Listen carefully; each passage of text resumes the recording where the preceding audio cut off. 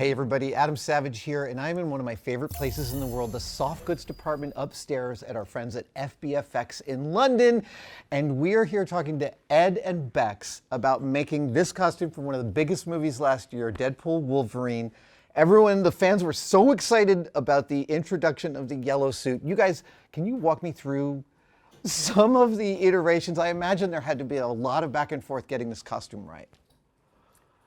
Well, yeah. So we got a base concept design from Ryan at Marvel Studios, and we sort of worked from that, and sort of made it all fit on Hugh. So we had the actor scanned, right, and sort of had to mush all the ZBrush model to fit and work, and then slowly work through the pieces and make it print bits and cover them in different samples and different textures, and then see how it all sort of worked out, and slowly built the costume. Okay, but this ZBrush model has all this detail, and I see all this detail, but I also, it's one thing to draw that digitally and another to execute it physically. How many, I'm going to get to how many suits you guys made, but how many iterations did you go through to get to the final design buy-off? So we did, there was 2 main fittings that we did with Hugh in the States, I believe. Yeah. And then we did a couple more at the studios, and then the camera test. And then each iteration, there was a tweak and a line move just to enhance the silhouette and the shape.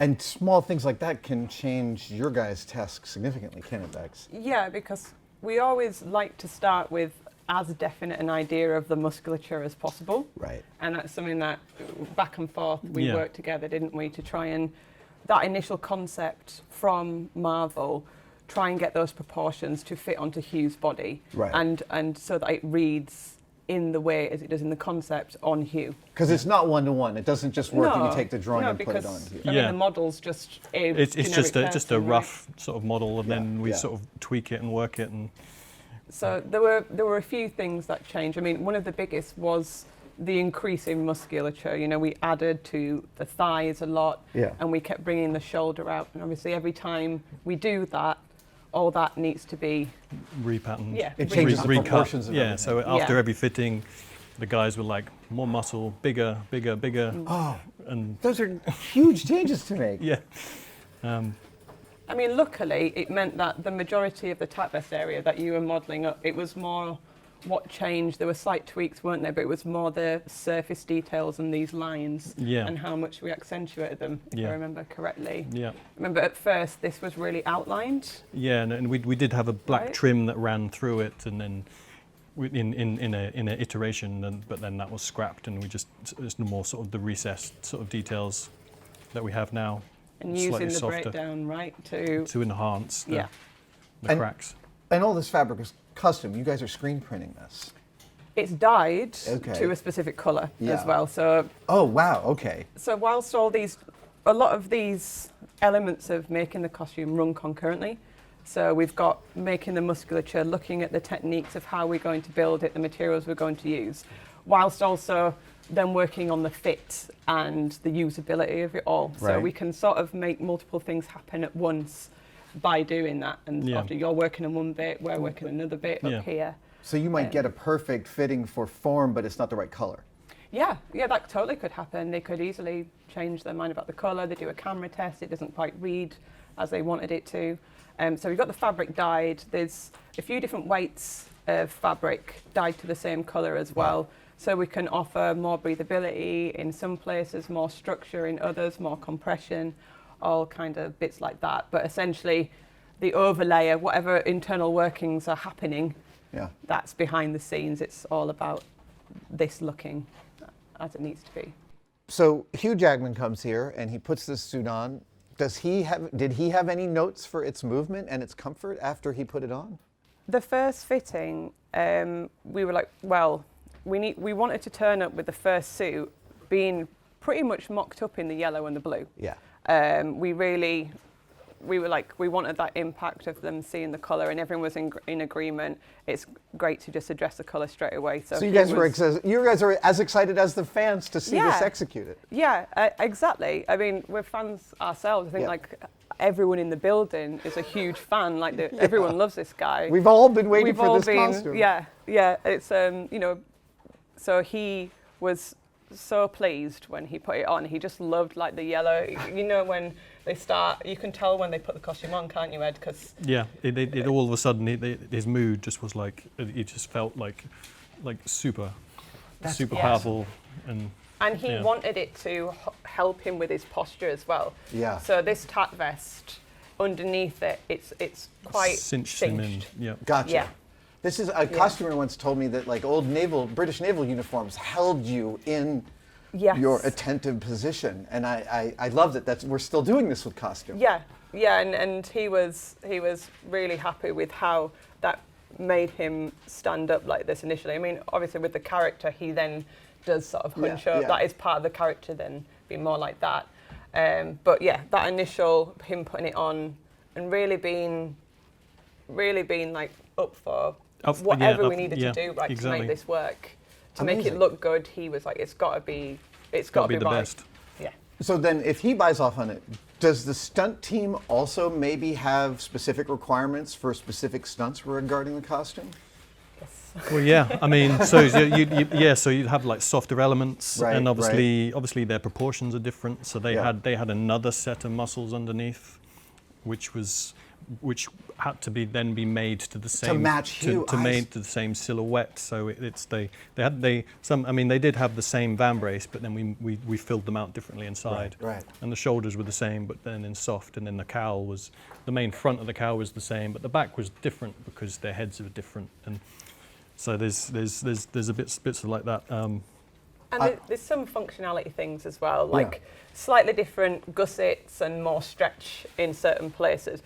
But to be honest, because Hugh was doing a lot of the fight action himself, he does a lot of it himself, his suit still needed to follow the requirements that the stuntmen did as well. Oh, nice. So it's sort of like, just because it's his suit, he was really involved with all the choreography, so it still had to work. And ultimately, he still had to be able to like really move. It's the shoulder movement, wasn't it? That was the main thing for all the stunts, making sure he can get that action of the claw and that motion that we see and read as his character. And this suit has to look good at every frame along that entire movement. So you're dressing everything that goes inside here as well. Yes. Yeah, and just thinking about how everything's moving and how everything's interacting. Speaking of how everything is moving, the knees look really complicated. Yeah, I'd say like These guys. Here's one. So this is a very first sample of the knee. So you molded the. Yeah, so we printed the whole thing as one, and then molded that, and then from that we then had a Euroflame piece, which you can then sort of chop into the sections, and then we sort of layer sort of sandwich that in between the two layers of sort of fabric, so it's glued onto a back, and then the other layer is then sort of you have contact adhesive on both sides, and then you sort of lay that down and then sort of tool in the details, and that's the same with all of this. All these are sort of vac form pieces under here with the knees, and you've got sort of foam bits there and all sorts that help sort of build up the shape. And what's funny is we think of like superhero suits are always this pinnacle of fabric and material engineering in the movie, and I'm finding it really awesome that they are that in real life too. Like you were saying off camera that there's so much institutional knowledge you've gotten from other superhero movies and other costumes that you've built to put into this. Yeah, and we've, quite a few of us in here have worked together as a team for quite a while now. So we've developed this language with one another and this way that we like to do things, and that every film that we do, we're like, well, that was successful, let's keep venturing down that, can we improve it? And everything's like, can we improve this next time? But a lot of it's more about the fabric performance underneath. So it's about it's holding its shape where it needs to, it supporting the body where it needs to, and also to stop the fabric stretching out and losing its elasticity, like things to stop that from happening, so it all like snaps back. So you're watching the costume as it moves, seeing if deterioration is going to wear itself into. Yeah, does that need to be reinforced? And just seeing what works really. Like it's all reinforced around the top of the knee so that it doesn't collapse, because there's a little bit of a space there Just And to there's- maintain this technical Yeah, trouser look. and there's right? even a big lump of foam behind the knee as well, so it actually works as a Oh, as Yeah. a brace. as a knee Nice. pad. And I'm really curious about the cowl.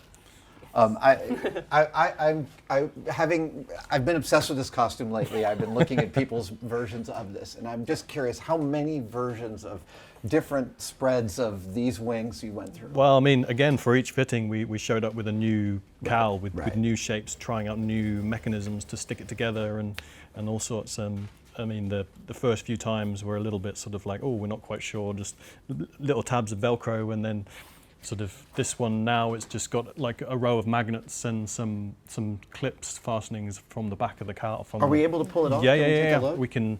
So it's just two little pin like fidlocks that pull that off like that. Oh! So you got a. Amazing! That is so cool. Can I? Yeah. Oh, I'm so happy right now. This is amazing. I really didn't think that's how it attached. Yeah, and then it just so that he can then between takes take it on and off. That's really critical. Yeah. It strikes me that institutional knowledge of working together on complexity like this between all the teams here is so critical, because I see nothing but like an endless number of surfaces that make me exhausted when I see this. Like every single piece of this needed a specific level of treatment and construction. How many of these suits did you make for production? Because they weathered it, they went through a lot. They certainly did. I believe it was 22 for production in the end. Yes. Used in the film. Wow. Not counting promotional. yeah. You know, the So you That- may that have, would- that- you may yeah. have made more for promotion. That, Oh my that went through gosh. various breakdown stages throughout the film, so that was. Yeah, and split between Stunt and Hugh as well. Is Two there stuntmen. is there a s- there? But it doesn't sound to me like there's much of a substantive difference between a stunt suit and a hero suit. Well, for a principal character, like the stunt is the principal Right. stunt guy, Right. so it kind of had to be treated like a principal suit. Yeah. So it was always it had to be the same quality. Yeah.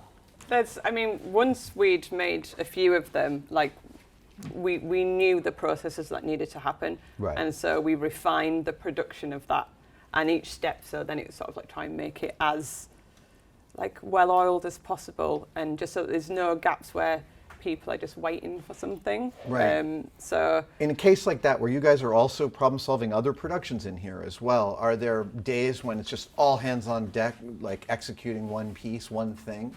yeah, absolutely.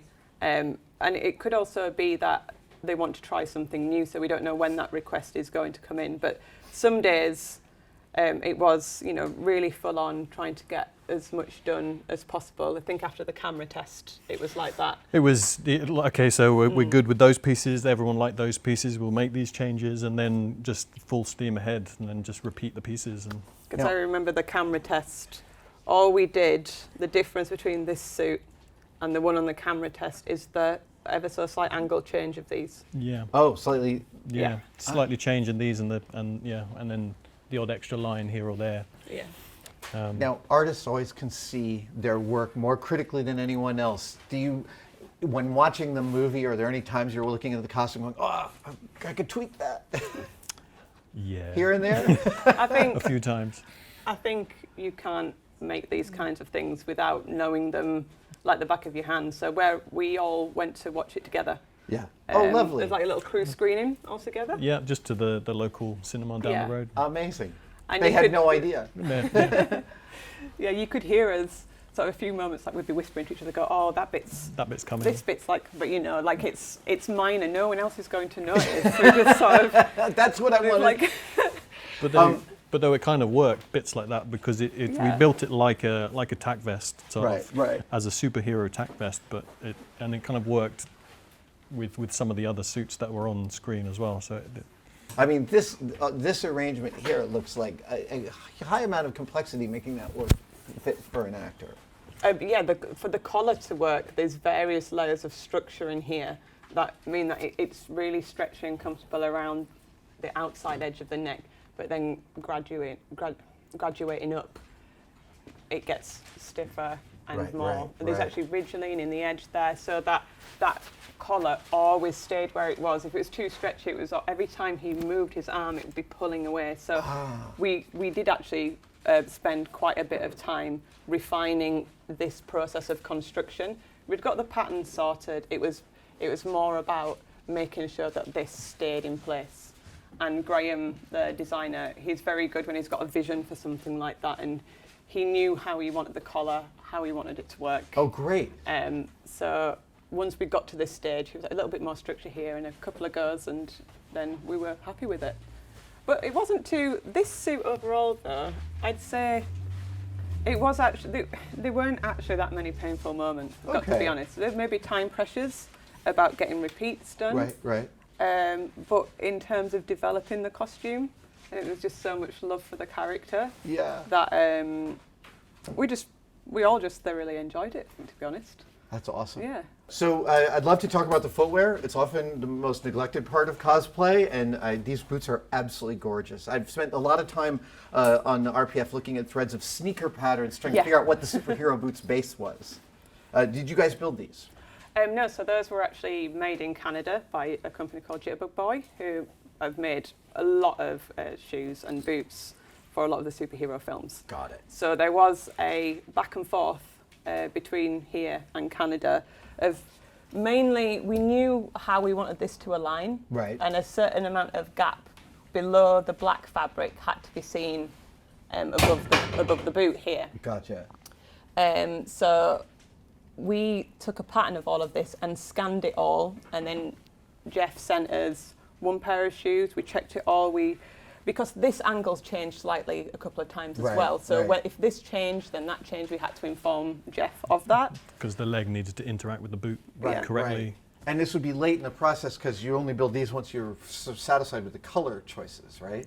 Yeah, but he did make a boot for each fitting, didn't he? So he's had a few goes, as many goes as we had. I gotcha. Okay. Yeah, and it's just more about us both informing one another about what the changes are, so that it does interact like really nicely.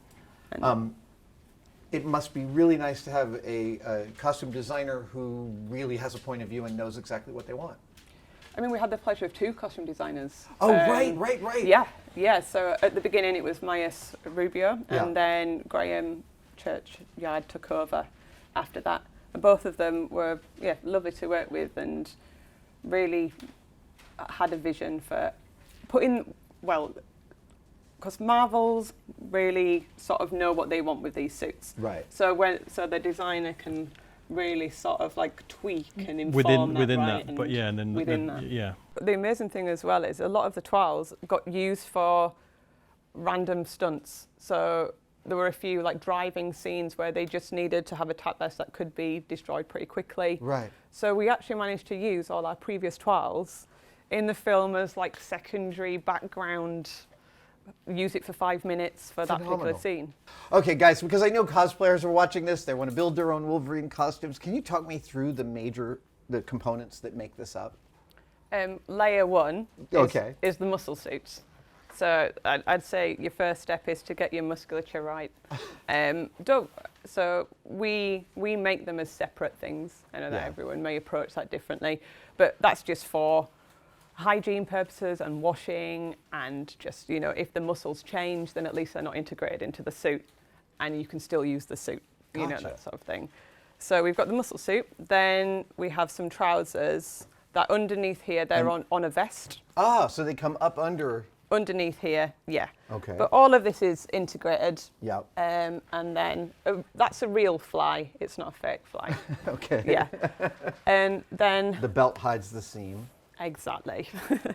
And then the top here, it's a crop top that attaches to the trousers. So we've got a bit of tension between the two, but they're not completely interconnected. So you've got a bit more freedom of movement. And to be able to then twist and do all sort of that, because if it's all fixed, it's a bit more challenging.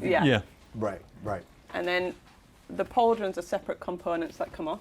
Yeah. There would normally be a fixing up there, but we haven't put the pin in. But yeah.